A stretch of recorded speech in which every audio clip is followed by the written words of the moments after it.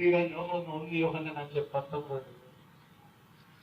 കാരണം അവനില്ലെന്നും പറഞ്ഞതല്ല. യോഹന്നാൻ 8:44 നുണയുടെ പിതാവാണ്. അതാ സിസ്റ്റർ നേരത്തെ പറഞ്ഞത്. അപ്പോസ്തലപ്രവർത്തനം 13:10 കാണാപ്പടം എല്ലാവരും പഠിക്കണം. 9-10 അതിന്റെ ക്വാളിറ്റി എന്താണെന്ന് അറിയാമോ? ആൾക്കാർ കാണാപ്പടം അതറിയാത്തവരാണ് എല്ലാം ഈ വേണ്ടാത്തതിനൊക്കെ ഓടിയാണ്. അതറിഞ്ഞാലും ആപ്പ് കണ്ടുപിടിക്കും. സാത്താന്റെ സന്താനമേ,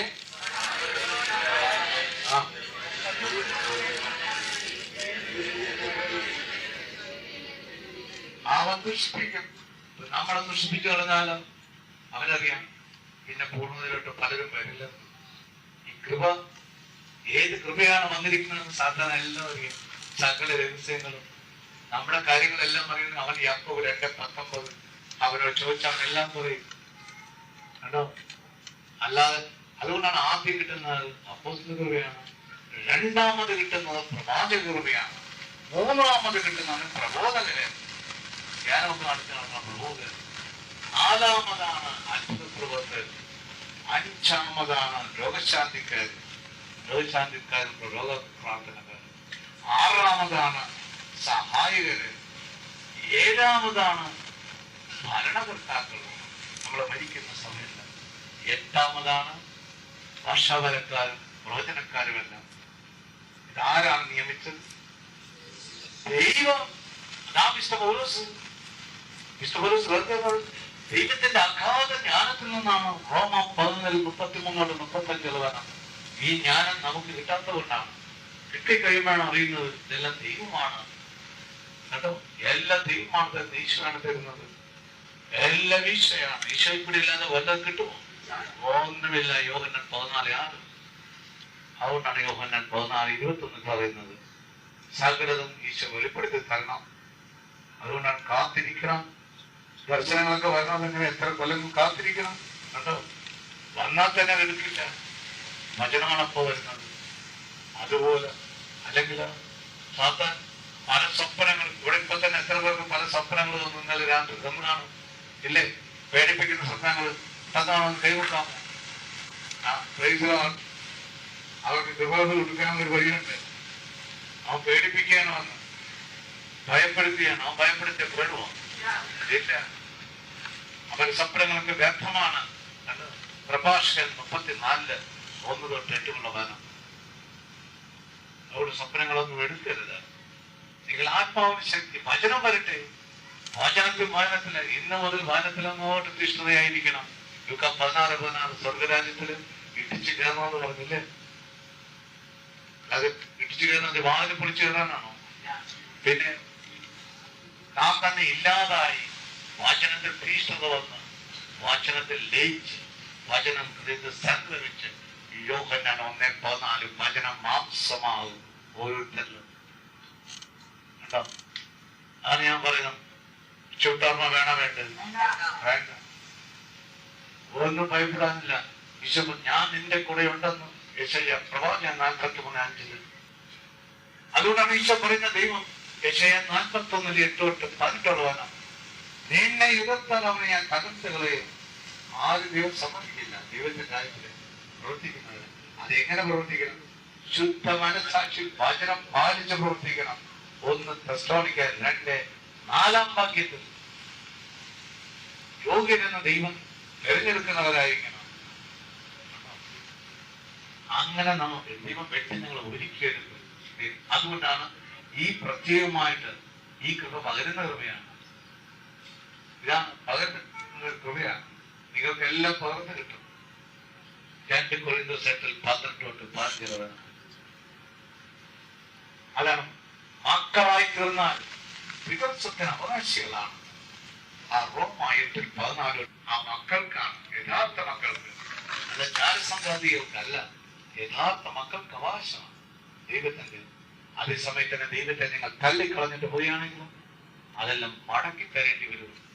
എസെക്കിയേൽ 46:16-18 പുത്രസ്ഥാനവും ദാസസ്ഥാനവുമുണ്ട്. പൂർണ്ണ വിശ്വസ്തയോടെ നിന്നാൽ ദൈവം അതെല്ലാം തരും. അല്ലെങ്കിലോ മടക്കിയെടുക്കും. നമുക്ക് കുറച്ച് കഴിയുമ്പോൾ തോന്നും എനിക്കെല്ലാം ആയിപ്പോയി. കാരണം ജനങ്ങൾക്ക് ഇതൊന്നും അറിഞ്ഞൂടെ, വിവേചന പരമൊന്നും ഇല്ലല്ലോ. ആർക്കുണ്ട്? 1 Corinthians 12:9-10 വിശ്വാസപരവും വിവേചനപരവും വിശ്വാസപരം വരുമ്പോഴാണ് നാം പ്രാർത്ഥിക്കുന്നത്. ഈ മഴയെ നിൽക്കണമെന്നൊക്കെ പ്രാർത്ഥിച്ചാൽ ആ സമയത്ത് ദൈവം, ചില ദിവസങ്ങളിലാണ് കൃപാപര ദിവസങ്ങളുണ്ട്.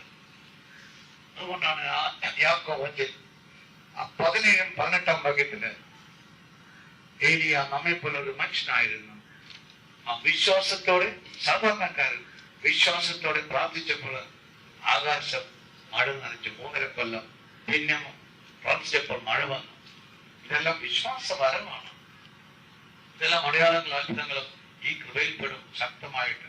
2 Corinthians 12:12 കൃപയിൽ ദൈവം ഏത് കൃപയാണ് തന്നെന്ന് കൃപേനെ വെളിപ്പെടുത്തി തരുകയുള്ളൂ. അതെല്ലാം കൊല്ലങ്ങൾക്ക് ശേഷമായിരിക്കുക വെളിപ്പെടുന്നത്. അത് വെളിപ്പെടുത്താൻ ഈ മറ്റൊരു പ്രവാചകൻ വരേണ്ടി വരും. അതാണ് അതിലും വലിയ അത്ഭുതം. കണ്ടോ? ചിലപ്പോൾ നമ്മുടെ മരണശേഷമൊക്കെയാണ്, ഭൂമിയില കൊല്ലങ്ങൾക്ക് ശേഷമാണ് അറിയുന്നത് ഇന്ന കൃപയായിരുന്നു ഉണ്ടായിരുന്നു. കണ്ടോ? ബ്രദർ ഷാജിയിൽ എന്ത് കൃപയാണെന്ന് മരുന്നതിന് ശേഷമാണ് ദൈവം എനിക്ക് വെളിപ്പെടുത്തി തരണം. ഏത് കൃപയായില്ലായിരുന്നു. കേട്ടോ? അത് എന്ത് കൃപയായിരുന്നു, വലിയ കൃപയാണത്. അപ്പൊ അതുപോലെ ഇനി വൈക്കും പ്രഭാഷകനാവില്ല. എന്നാൽ എന്നെ കണ്ടെത്തുന്നവൻ ജീവൻ കണ്ടെത്തുന്നു, കർത്താവിനെ പേര് എഴുതുകയും ചെയ്യുന്നു. എന്നാൽ എന്നെ കൈവിടുന്നവൻ തന്നെ തന്നെ ദ്രോഹിക്കുന്നു. എന്നെ വെറുക്കുന്നവൻ മരണത്തെയാണ് സ്നേഹിക്കുന്നത്. എന്നെ വെറുക്കുന്നവൻ മരണത്തെയാണ് സ്നേഹിക്കുന്നത്. കേട്ടോ? വചനത്തെ വെറുത്താൽ അതേ മാനം കൊണ്ടുതന്നെ ദൈവം നമ്മൾ ശിക്ഷിക്കുമെന്ന് പറയുന്നത്. അതുകൊണ്ടാണ് യോഹന്നാൻ 12:47-50 വചനം. ആരും വചനം ധിക്കരിക്കുന്നു അവർ അതേ വചനം കൊണ്ട് തന്നെ പിടിക്കുകയും ചെയ്ത് ദൈവം. നമ്മൾ തന്നെ അനുഭവിച്ചു നോക്കും. ഒരാൾക്കൊരു വചനം കൊടുക്കുകയാണ് മദ്യപാനത്തിനെ പറ്റി അല്ലെങ്കിൽ വ്യഭിചാരത്തെ പറ്റി, ആ വചനം തള്ളിക്കളഞ്ഞാലോ അതേ വചനം കൊണ്ട് തന്നെ അവനെ പിടിക്കുകയും ചെയ്ത് ദൈവം. ഇതാണ് വലിയ രഹസ്യം. അതാണ് സംഗീതം 107:10-20 വചനം.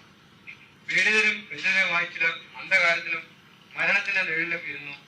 എന്നാൽ അവർ ദൈവത്തിന്റെ വാക്കുകൾ ധിക്കരിച്ചു. ദൈവത്തിന്റെ വാക്കുകൾ ധിക്കരിച്ചു. കേട്ടോ? അത് ദൈവത്തിന്റെ വാക്കുകൾ ആർക്ക് കൂടിയാണ് ദൈവം കൊടുക്കുന്നത്? അതിനാണ് ദൈവം നമ്മൾ വിളിച്ചിട്ട് ദൈവത്തിന്റെ ദാസനാക്കി മറ്റുള്ളവരിൽ നിന്ന് വിടിയിച്ച് ജഡീയത്തിൽ നിന്ന് വിടിച്ചിട്ട് ആത്മാവിനാക്കിയിട്ട് നമ്മൾ കൂടിയാണ് ദൈവം തരുന്ന വചനം. സംഗീതം 107:20 വചനമയച്ചവരെ സുഖവും സൗഖ്യപ്പെടുത്തിയിരുന്നു. അതിനാണ് വചനം നമ്മൾ കൊടുക്കുന്നത്. അതാണ് മത്തായി 8:16 വചനം പറഞ്ഞുകൊണ്ടിരിക്കുമ്പോൾ രോഗികൾ സൗഖ്യമാകും, പൈശാചിക ബന്ധനങ്ങൾ വിട്ടുപോകും. ഇത് തന്നെയാണ് ഈശോയും ചെയ്തത്. അപ്പോസ്തലപ്രവർത്തനം 10:38 എല്ലായിടത്തും പോയി രോഗികളെ സൗഖ്യപ്പെടുത്തിക്കൊണ്ടിരുന്നത്. നന്മ മാത്രം പ്രവർത്തിച്ചു കാണുന്നത്. ഈശോയുള്ളവർക്ക് തിന്മ പ്രവർത്തിക്കാൻ സാധിക്കുമോ? ഇല്ല. 1 Petrus 2:15 നന്മ പ്രവർത്തിച്ച് സകല മൂഢരെയും നിശബ്ദരാക്കി കളയും. അതുകൊണ്ട് ആരെല്ലാം എന്തെല്ലാം പറഞ്ഞാലും അതെല്ലാം പൊളിഞ്ഞു അവസാനം അവര് തന്നെ തകരും. 2 തിമോത്തി 3:12 കാരണം സത്യത്തെ ആർക്കും മൂടിവെക്കാൻ സാധിക്കുമോ? ഇതുകൊണ്ടാണ് ചിലരുടെ പാപം വേഗം വെളിപ്പെടും, ചിലത് കുറച്ച് കഴിഞ്ഞിട്ടേ വെളിപ്പെടുകയുള്ളൂ. 1 തിമോത്തി 5:24-25 ചിലരുടെ പാപങ്ങൾ നേരെ ന്യായവിധിയിലേക്ക് നയിക്കും വിധം പ്രകടമാണ്. മറ്റു ചിലരുടെ പാവങ്ങളാകട്ടെ കുറെ കഴിഞ്ഞേ വെളിപ്പെടുകയുള്ളൂ. അതുപോലെ തന്നെ സൽപ്രവൃത്തികൾ പ്രകടമാണ്. അഥവാ സ്പഷ്ടമല്ലെങ്കിൽ തന്നെയും അവയെ മറച്ചു വയ്ക്കുക സാധ്യമല്ല.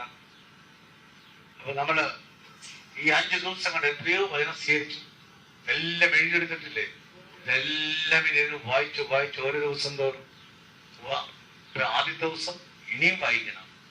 2ാമത്തെ ദിവസം അപ്പൊ ഉറക്കം വരുമ്പോ എന്ത് ചെയ്യണം? മറിക്കിടന്ന് ഉറങ്ങണം. ആദ്യം വെല്ലുവിളിച്ചിട്ട് ഉറക്കത്തെ വെല്ലുവിളിച്ചിട്ട്. കണ്ടോ? പഠിക്കാനായിട്ട് ഇരിക്കുന്നവർ എത്ര പേര് ഇരിക്കുന്നല്ലേ? നേരം ഒന്നുമില്ലാതെ സിനിമ കണ്ട് എത്ര നേരം വരെ ഇരിക്കും? കാസറ്റ് ഇല്ലേ? കുടിക്കുന്നവർ എത്ര നേരം വരെ ഇരിക്കും? ഇല്ലേ? ഇതുപോലെ വചനമായിട്ടിരുന്നാല് ദൈവം പലതും വെളിപ്പെടുത്തി തരും. അനേക കാര്യങ്ങൾ ഈ അർദ്ധരാത്രി പ്രാർത്ഥനയാണ് ആത്മാവിനെ ശക്തിപ്പെടുത്തുന്നത്. അവിടെയാണ് കൃപ വർദ്ധിക്കുന്നത്.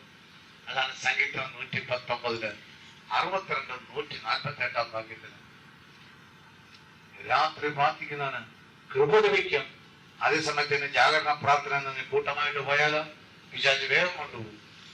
നല്ല അവസരമാണ് പിശാചിന് ജാഗരണ പ്രാർത്ഥന. കണ്ടോ, രാത്രിയാണ് അവന്റെ ഇറക്കം. പാപം എപ്പോഴാണ് ചെയ്യുന്നത്? രാത്രി.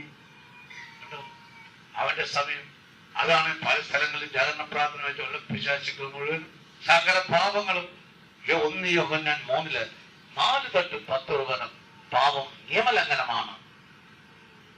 അതോ പാപം തുടങ്ങുന്നത് പിശാചിൽ നിന്നാണെന്ന്. എവിടെയെങ്കിലും അനേക സ്ഥലങ്ങൾ നശിക്കാൻ കൃപയില്ലാത്തത് കൊണ്ടാണ്. കൃപയുണ്ടെങ്കിലോ നിങ്ങൾ ഒറ്റയ്ക്കിരുന്ന് പ്രാർത്ഥിച്ചാൽ മതി.